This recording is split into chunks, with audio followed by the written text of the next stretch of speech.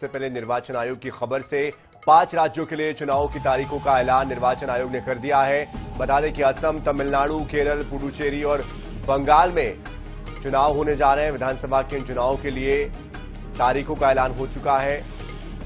पश्चिम बंगाल में 2 चरणों में चुनाव होना है। 23 और 29 अप्रैल को बंगाल में चुनाव होगा, जबकि बंगाल में 2 फेज के अलावा बाकी जो अन्य राज्य है वहां पर जो चुनाव होना है उसकी तारीख भी सामने आ चुकी है। 4 मई को मतगणना हो जाएगी। असम में एक ही फेज में 9 अप्रैल को चुनाव होगा, केरल में एक फेज में 9 अप्रैल को चुनाव होगा, जबकि तमिलनाडु में 23 अप्रैल को चुनाव होगा। पुडुचेरी में 9 अप्रैल को चुनाव होना है।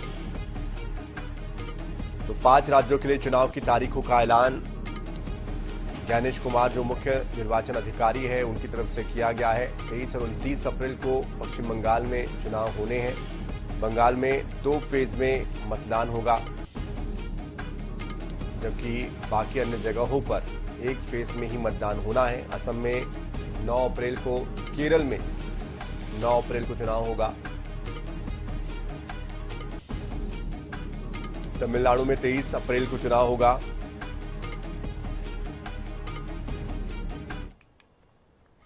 और इस बीच बड़ी खबर गरियाबंद से आ रही है, जहां पर 11 हार्डकोर नक्सलियों ने सरेंडर किया है। तो गरियाबंद से बड़ी खबर, 11 हार्डकोर नक्सलियों का सरेंडर हुआ है। ओडिशा में नक्सलियों ने सरेंडर किया है। कालाहांडी जिला में यह सरेंडर नक्सलियों ने किया है। सभी नक्सलियों ने हथियार के साथ सरेंडर कर दिया है। ओडिशा डीजीपी योगेश बहादुर पुरानैया ने इसके बारे में जानकारी दी है। तो गरियाबंद से खबर, 11 हार्डकोर नक्सलियों ने सरेंडर कर दिया है। ओडिशा में नक्सलियों ने सरेंडर किया है। ओडिशा के डीजीपी योगेश बहादुर खुरानिया ने इसके बारे में जानकारी दी है।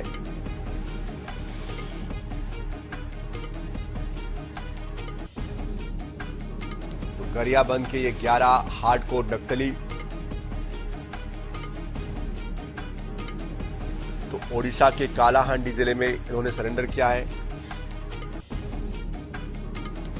तो देखिए, नक्सलवाद मुक्त बस्तर के लिए, छत्तीसगढ़ के लिए उल्टी गिनती शुरू हो चुकी है। 15 दिनों का महज वक्त बचा हुआ है बस्तर के नक्सल मुक्त होने के लिए। 31 मार्च की डेडलाइन तय की गई है। ऐसे में ये डेडलाइन पास है और नक्सलियों के पास कोई विकल्प नहीं है। इसलिए भी ये खबर महत्वपूर्ण हो जाती है कि नक्सली अब बैकफुट पर आ चुके हैं और अब सरेंडर करने वालों की जो संख्या है वो दिन ब दिन बढ़ती जा रही है। तो इस बीच बता दें आपको कि 5 राज्यों के लिए चुनाव की तारीखों का ऐलान हो चुका है। असम, तमिलनाडु, केरल, पुडुचेरी और पश्चिम बंगाल में ये चुनाव होने हैं। 23 और 29 अप्रैल को पश्चिम बंगाल में चुनाव होना है। बंगाल में 2 फेज में मतदान हो रहा है। 23 और 29 अप्रैल पहले फेज में 142 और 152 सीटों के लिए ये चुनाव 2 चरणों में होने हैं। वहीं अन्य जो राज्य हैं वहां पर एक फेज में ही चुनाव होना है, जबकि 4 मई को मतगणना होनी है। असम में 9 अप्रैल को चुनाव होगा, केरल में एक फेज में और तमिलनाडु में 23 अप्रैल को चुनाव की तारीख होगी। पुडुचेरी में भी 9 अप्रैल को ही चुनाव होना है। और इस पूरी खबर पर अधिक जानकारी के लिए हमारे साथ हमारे संवाददाता स्पर्श शर्मा भी जुड़ चुके हैं। स्पर्श, 5 राज्यों के लिए चुनाव की तारीखों का ऐलान हो चुका है। किस तरह की तैयारी निर्वाचन आयोग ने की है, क्या इस बार ध्यान में रखा जा रहा है, क्योंकि एसआईआर कुछ जगहों पर बचा हुआ है, उसको लेकर बंगाल का विरोध हम देख चुके हैं। क्या परिस्थितियां, क्या स्थितियां? प्रेस कॉन्फ्रेंस में ज्ञानेश कुमार ने क्या कुछ बताया? देखिए, 5 राज्यों में जो चुनाव की घोषणा है वो अब फिलहाल कर दी गई है।